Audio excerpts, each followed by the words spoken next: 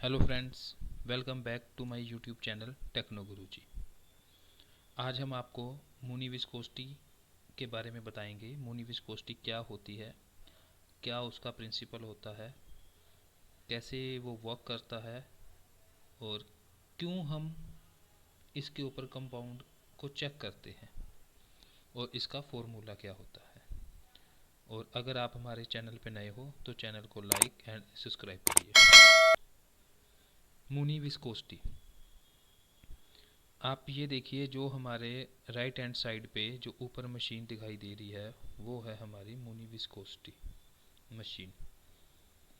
ये किसी भी ब्रांड की हो सकती है। मैंने रेफरेंस के लिए आपको एक पिक दिखाई है कि इस टाइप की हमारी मुनि विस्कोसिटी होती है।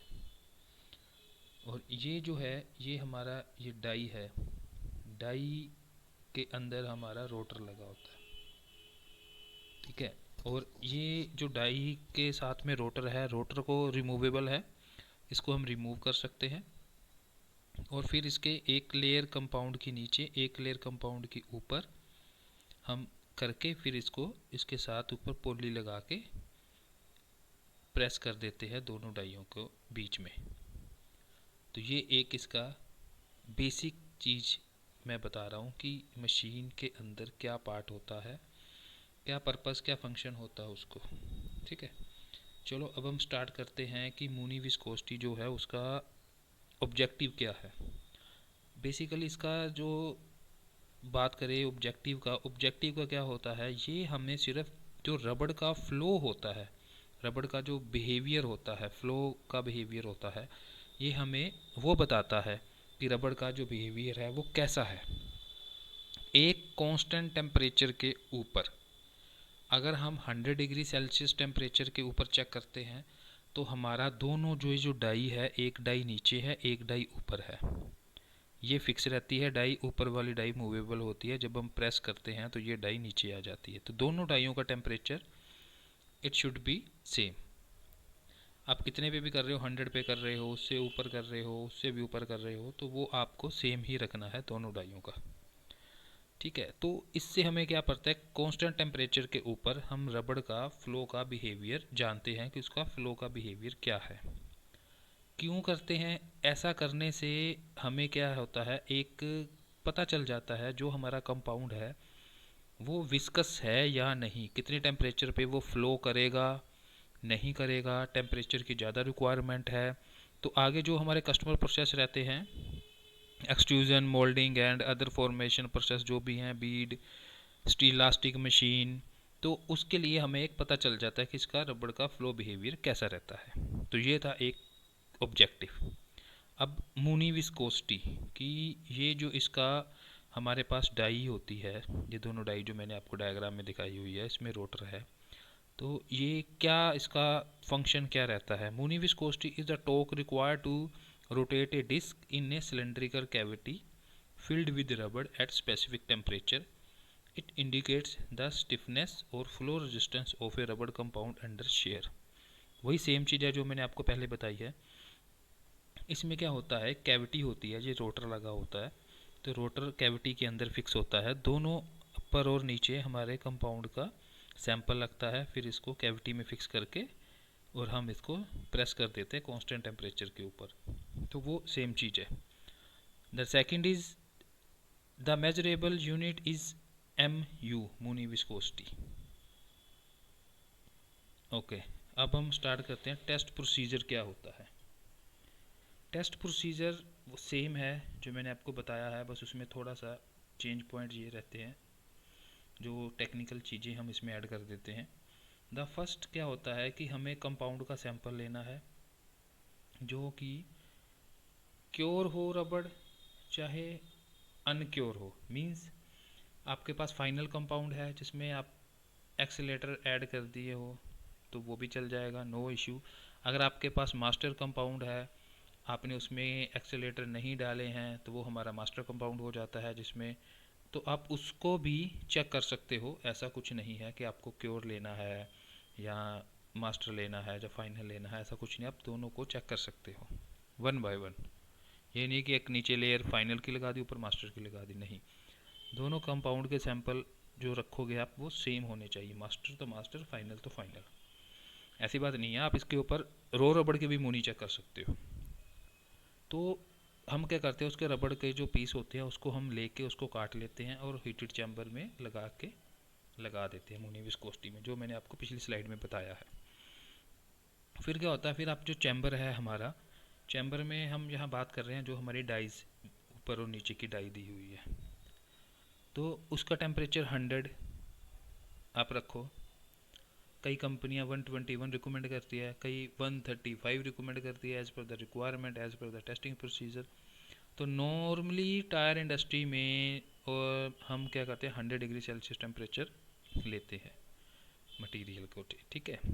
तीसरा पॉइंट क्या रहता है इसमें, ये रहता है जो हमारे रोटर होते हैं जो रोटेट करते हैं उसकी जो स्पीड दी हुई है 2 RPM for a specific period, commonly 1 minute, जो उसका रोटेशन है।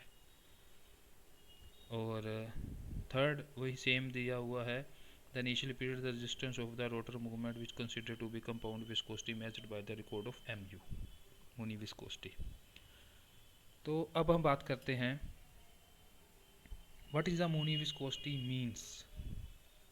ये अगर हम बात करें ना, टायर इंडस्ट्री में हम अगर किसी जॉब प्रोफाइल के लिए जाते हैं, स्पेशली लैब के लिए हो, टेस्टिंग के लिए हो, मिक्सिंग के लिए हो, तो वो आप ये मानो 10 में से आपके चांसेस होते हैं 6 to 7 टाइम्स जो बंदा होता है वो इसके पूछ ही लेता है कि मुनी विस्कोसिटी जो है वो क्या रिप्रेजेंट करती है, या उसको कई फार्मूला बोलते हैं कि उसका फार्मूला क्या है, कैसे रिपोर्ट होता है, आप हमें बताओ, ठीक है।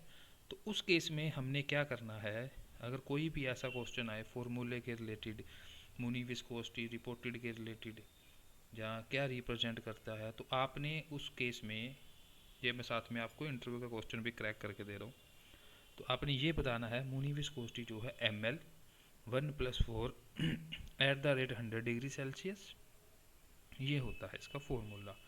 वही सेम, कई 121 पे चेक करते हैं, कोई 135 पे चेक करते हैं, तो वो टेम्परेचर चेंज हो जाता है, बाकी सेम रहता है, ठीक है। अब उसके बाद क्या होता है आगे, इसकी बाइफर्केशन भी है। अगर हम ml की बात करें, ml क्या इंडिकेट करता है, m जो हो हमारा होता है वो होता है मुनी विस्कोसिटी, ठीक है। l होता है लार्ज रोटर, कई यहाँ पे s भी आ जाता है, ms 1+4, तो s का मतलब क्या हो जाता है, स्मॉल रोटर हो जाता है, रोटर के साइज होते हैं। फिर होता है 1+4 refer to a 1 minute pre heating time period followed by a 4 minute rotor run time.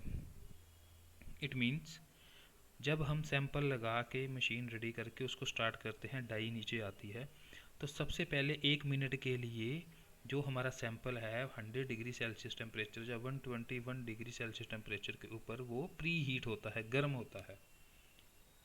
गर्म होने के बाद जैसे ही 1 मिनट कंप्लीट हो जाता है, तो हमारा जो आगे का नेक्स्ट 4 मिनट है वो हमारा साइकिल स्टार्ट हो जाता है, रोटर रन टू स्टार्ट।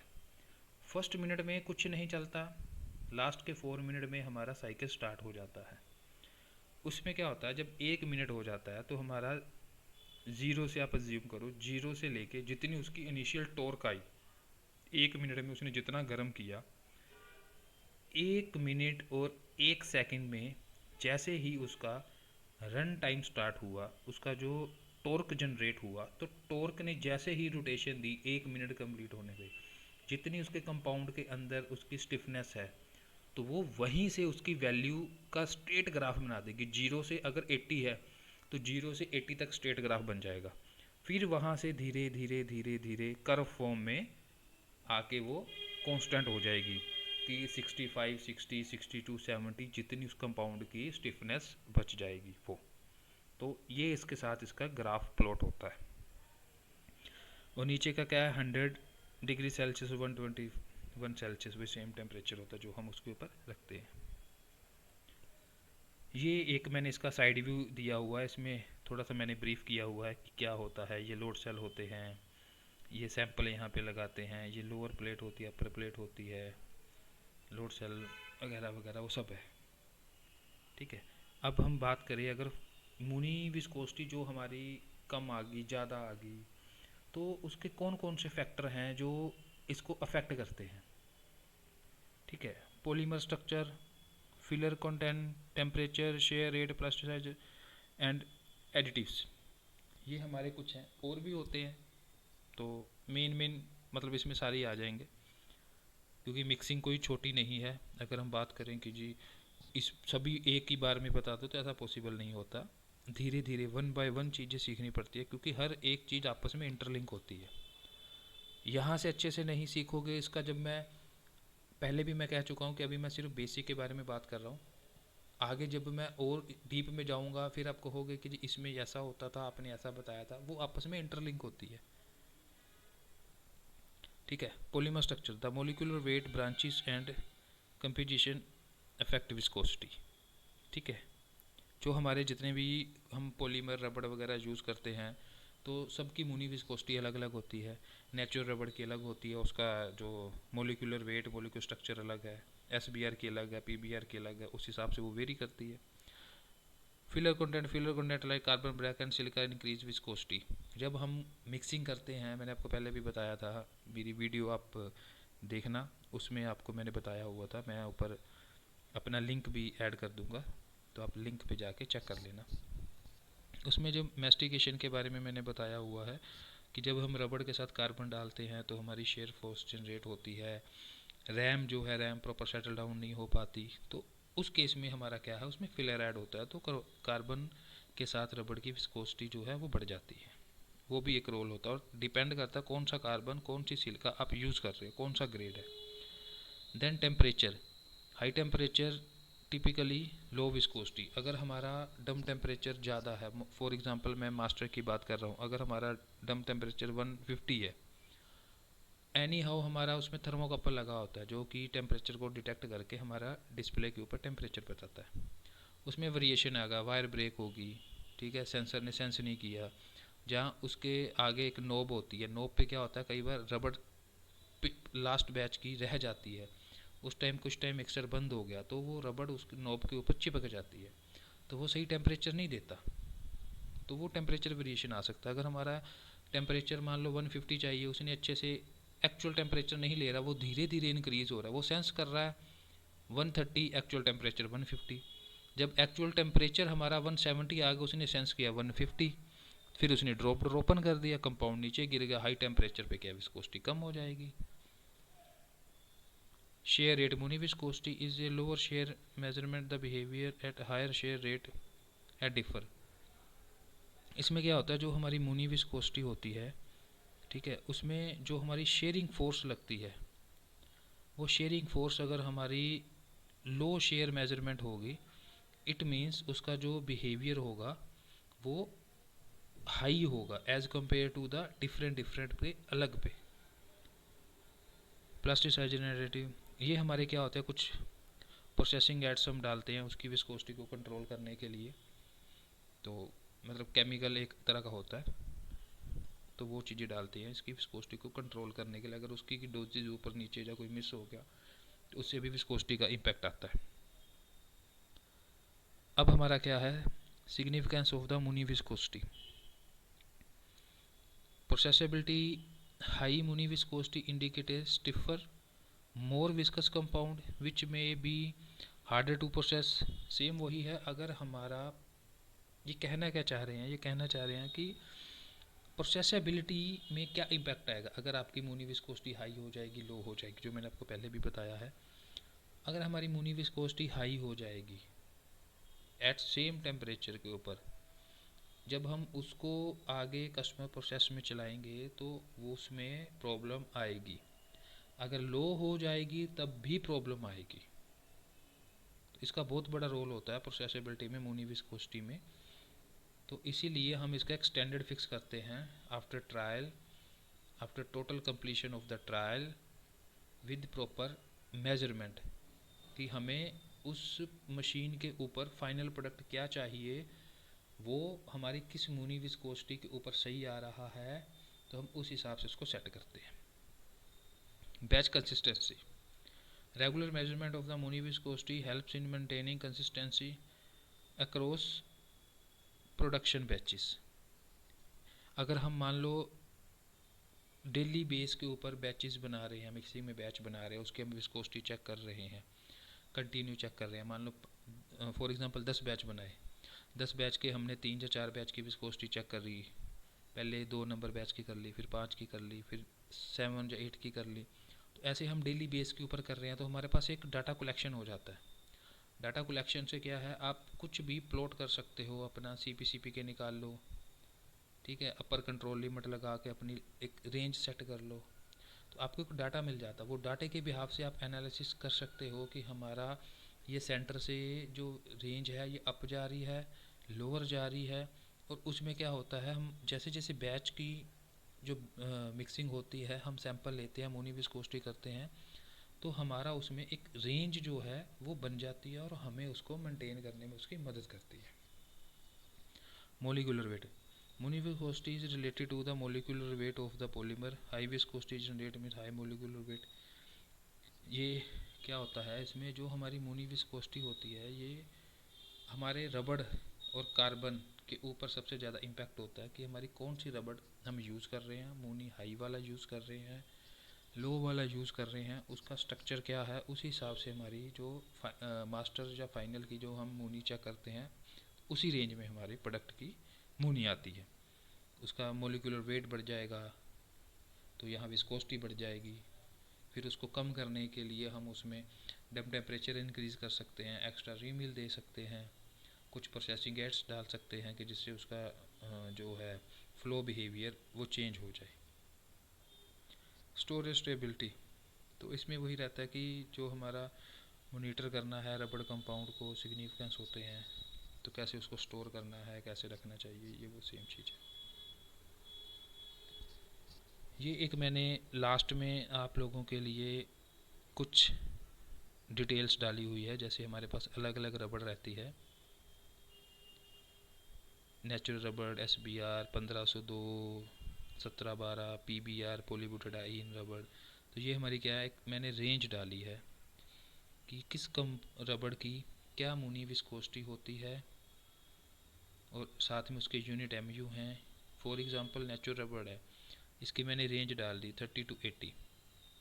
ये इस रेंज के बीच में वेरी करती है, ठीक है। अब यहाँ पे 80 है फॉर एग्जांपल, हमारे पास नेचुरल रबड़ है। नेचुरल रबड़ की प्रॉपर्टी क्या होती है, इसमें जितना टाइम हम इसको स्टोर करके रखेंगे ना, तो इसकी इटसेल्फ स्टोरेज कंडीशन पे इसकी अमोनी विस्कोसिटी बढ़ जाती है। आपने इसको आज चेक करा 80 है, आपने इसको स्टोर करके रखा हुआ, आप इसको 3 डेज़ के बाद चेक करोगे, ये 80 से ये 85, 86, 90 तक पहुंच जाएगी। अब 1502 है, इसकी स्टोरेज कंडीशन और 1712 की स्टोरेज कंडीशन और PBR की स्टोरेज कंडीशन के ऊपर इम्पैक्ट आता है। आप इसको किस इन्वायरमेंट, किस स्टोरेज कंडीशन पे रख रहे हो। PBR की प्रॉपर्टी है, इसको आप रखोगे, अगर आपने सही कंडीशन में नहीं रखा, थोड़ा सा हीट मिल गया इसको, जैसे वेदर चेंज हो जाता है, तो ये क्या होता है, वहाँ से मेल्ट फॉर्म में मेल्ट हो जाती है। ये ऑयल एक्सटेंडेड रबड़ है, इसकी प्रॉपर्टी अलग है। ये 1502 है, साथ में मैंने इसकी लिखा हुआ है डिटेल सारी, आप इसको पढ़ लेना। और इसका पर्पस भी लिखा है, type of application in the tyre industry, कि ये रबड़ कहाँ यूज़ होती है, क्या पर्पस होता है, ये कहाँ यूज़ होती है, ये कहाँ यूज़ होती है, ये कहाँ यूज़ होती है, ताकि आपको एक अंडरस्टैंडिंग हो जाए। कंपाउंड के साथ में जो मैंने पहले भी बात करी है, इसमें कार्बन और रबड़ को हम मिक्स करते हैं, तो रबड़ को जो हम बात कर रहे थे ना, मोलिकुलर वेट, मोलिकुलर स्ट्रक्चर, तो इन सब का मोलिकुलर वेट, मोलिकुलर स्ट्रक्चर अलग है, इनकी प्रॉपर्टी अलग है, इनका बिहेवियर अलग है। उस प्रॉपर्टी आगे हम जैसे टायर बनाते हैं, टायर हमें कहते हैं कि हमने एक फॉर एग्ज़ाम्पल मैं आपको बताता हूँ, ऑफ लोडिंग में हमने यूज़ करना है या हाई स्पीड के लिए यूज़ करना है। अब हाई स्पीड के लिए हमें क्या चाहिए होता है कि एक जो टायर है उसकी ग्रिप अच्छी हो, एक उसकी रोलिंग रेजिस्टेंस अच्छी हो, दूसरा ड्राइवर कंट्रोल सेफ्टी अच्छी होनी चाहिए। इट मीन्स आप हाई स्पीड पे गाड़ी चला रहे हो, 90 किलोमीटर की स्पीड पे चला रहे हो, 100, 120, 140, आपको इमीडिएट एक ब्रेक लगानी पड़ जाए, ठीक है। तो उस केस में क्या होता है, नॉर्मल गाड़ी करती है, आप इमीडिएट जैसे ही ब्रेक लगाते हो वो रुकती नहीं है, वो स्किड करती जाती है, टायर को रब करती है और स्लिप हो जाती है, ठीक है। अब उस डिपेंड करता है कि उस जो टायर का वो लोड बना है, जब वो टायर की जो भी उसकी फॉर्मुलेशन रही होगी वो क्या है हम नहीं जानते, गॉड्स नो। अगर हम एज पर द रिक्वायरमेंट डालेंगे, ठीक है, तो उसमें क्या होता है, हमारी जो ये सारी चीज़ें हैं वो काफ़ी इम्पेक्ट पड़ती है। आपने जैसे ही ब्रेक अप्लाई किया तो इमीडिएट वो क्या करता है, वेट ग्रिप अच्छे होने से, चाहे वो रोड के ऊपर कुछ भी गिरा हुआ हो, पानी गिरा है, बारिश का मौसम है, ठीक है, वो उसी समय जैसी ब्रेक प्रेस करोगे वो टायर गाड़ी की स्पीड एकदम आपकी धीरे रुक जाएगी। मैं ये नहीं कहता जैसी ब्रेक लगाओगे एकदम ही डिस्क ब्रेक की तरह, बिल्कुल वही, वो और भी डेंजरस है। आप 120 की स्पीड पे गाड़ी चला रहे हो, जैसे ही लगाया विद इन ए 1 सेकेंड रुक गया, फिर वो डेंजरस और डेंजरस है। एक्सीडेंट के और चांस, आपकी सेफ्टी के और सेफ्टी कम है उसमें, आप एकदम से जर्क ले सकते हो। तो उसमें क्या होता है, जैसे ब्रेक लगाई 122 मतलब 5 to 6 सेकेंड्स में ही वो धीरे धीरे जो हमारा स्पीडोमीटर होता है वो सुई 120 से 100, 90, 80, 70, 60 वहीं आने लग जाती है। ड्राइवर कंट्रोल सेफ्टी क्या होता है, जैसे आपने ब्रेक लगाई उसी समय उसकी रोड के साथ ग्रिप बन जाती है। रोलिंग रेजिस्टेंस क्या होता है, रोलिंग रेजिस्टेंस ये होता है टायर एकदम हल्का लाइट वेट जो होता है, उससे क्या होता है जो टायर की एफिशिएंसी है वो ज़्यादा हो जाती है, जितना रोलिंग रेजिस्टेंस ज़्यादा होगा। तो ये सब के अलग अलग हैं। बाकी आगे मैं और भी आपको ब्रीफ करूँगा एक एक रबड़ को, जब डिटेल में जाएंगे। तो ये सब आपके लिए था, ये मोनी विस्कोसिटी प्लस साथ में उसके क्या क्या एप्लीकेशन है, क्या रेंज रहती है कंपाउंड की, वही डिपेंड करता है आप जो बनाओगे आगे किस मशीन पे, कस्टमर प्रोसेस में इसकी रिक्वायरमेंट है वो आप बनाओगे। ये बेसिकली जो हमारी टायर इंडस्ट्री में रबड़ यूज़ होती है कॉमनली, ये वो मैंने इसलिए डाला आपकी नॉलेज के लिए।